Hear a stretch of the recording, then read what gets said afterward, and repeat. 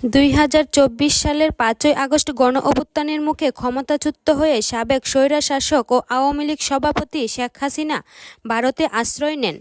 এখন তিনি সেখানেই অবস্থান করছেন। এই প্রেক্ষাপটে সম্প্রতি সামাজিক যোগাযোগ মাধ্যমে একটি ভিডিও ছড়িয়ে পড়ে, যেখানে দাবি করা হয় এটি দিল্লিতে শেখ হাসিনার নেতাকর্মীদের উদ্দেশ্যে দেওয়া সাম্প্রতিক বক্তব্য দৃশ্য।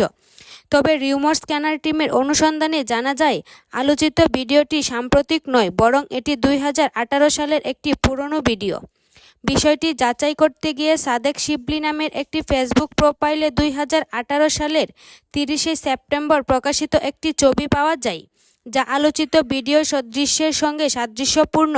আরও অনুসন্ধানে একই দিনে ইফজাল চৌধুরী নামের আরেকটি ফেসবুক প্রোফাইলে প্রকাশিত একটি ভিডিও পাওয়া যায়, যা আলোচিত ভিডিওর সঙ্গে উল্লেখযোগ্যভাবে মিলে যায়। উভয় ভিডিও পর্যবেক্ষণে দেখা যায় এগুলো একই ঘটনার ভিন্ন কোণ থেকে ধারণ করা।